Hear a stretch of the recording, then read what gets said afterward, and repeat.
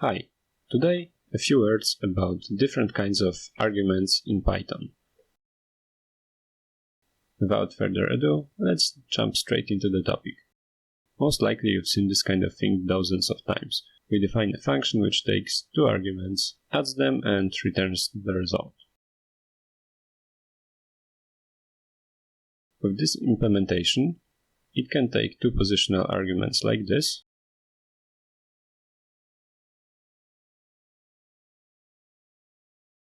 let's print it out, but also it can take a combination of positional argument and a keyword argument like this.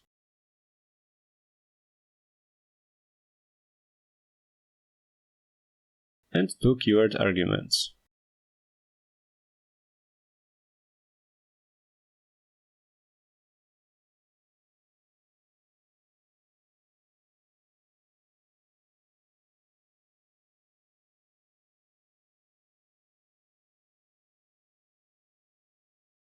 An illegal from the syntax point of view, however, would be a call where we have the keyword argument first and a positional one later.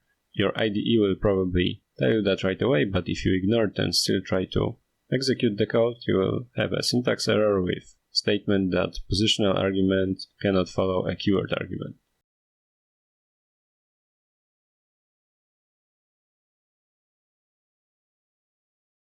Due to the fact that adding 1 to 2 and 2 to 1 is exactly the same, we might want to enforce user to use the first call as the only viable one.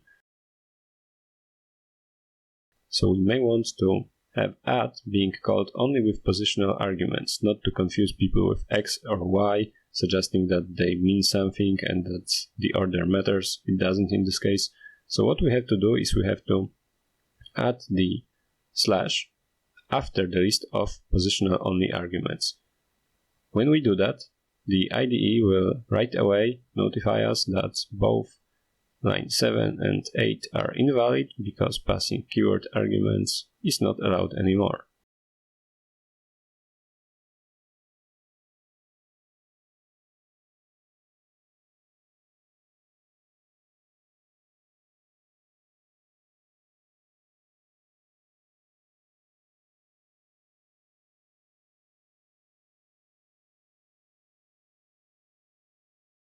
There can be, however, an opposite situation, one where the order of the arguments matters. Let's define savediff function, which will take dividend and divisor,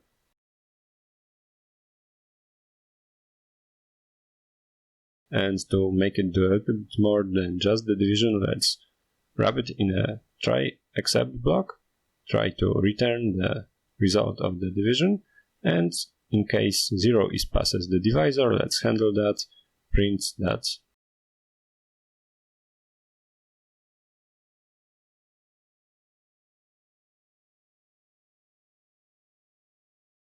And make a fallback to return infinity.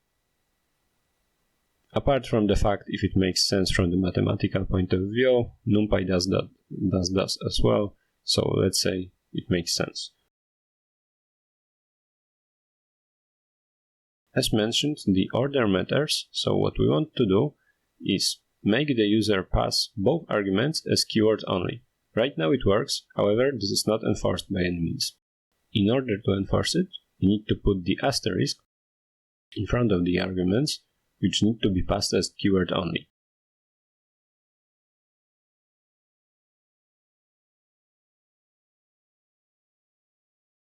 And right now, savediff takes keyword-only arguments.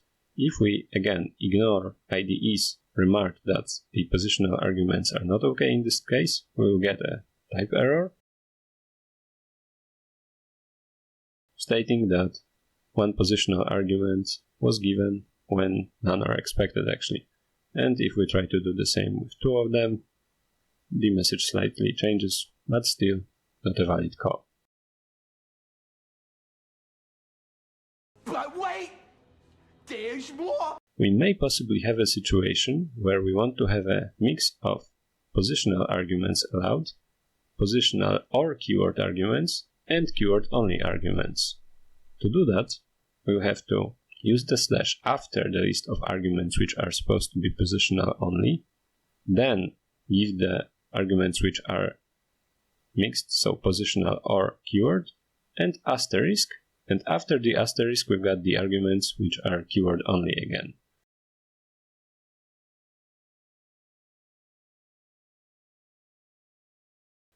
And let's print them out.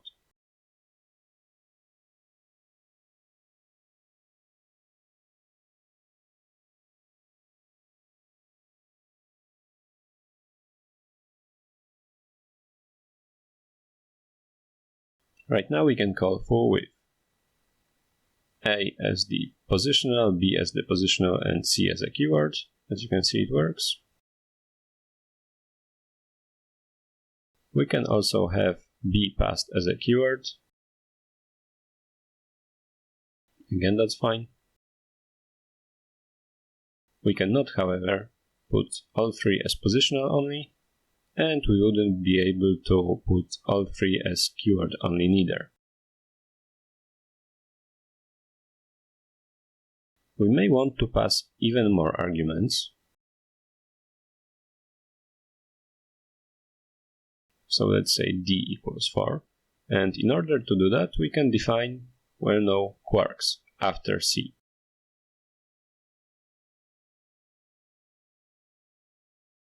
And let's print them out as well.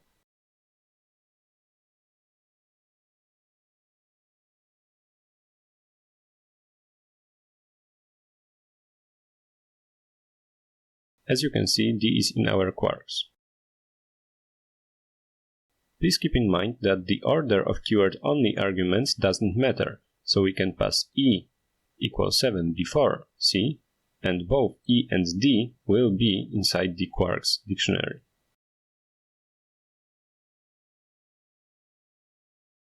We can also use the dictionary unpacking syntax, so let's define a dictionary with some keys and values.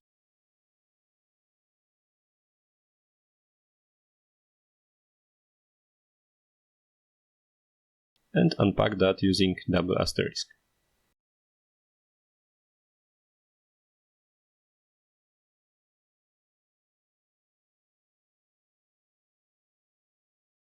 We can do even more. We can pass something separate to that quarks. Let's say T equal 789, and it will be actually added to that quarks.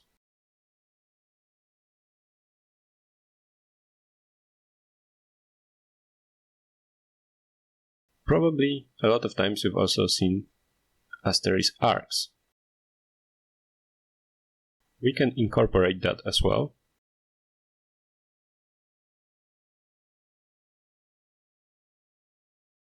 Right now, all the calls still work just fine, but maybe let's get rid of most of them, not to clutter the output too much.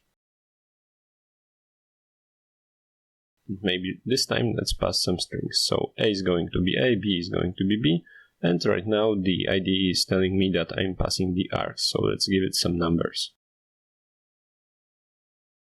And again, C is needed as well, so let's give it a value, and maybe some quarks.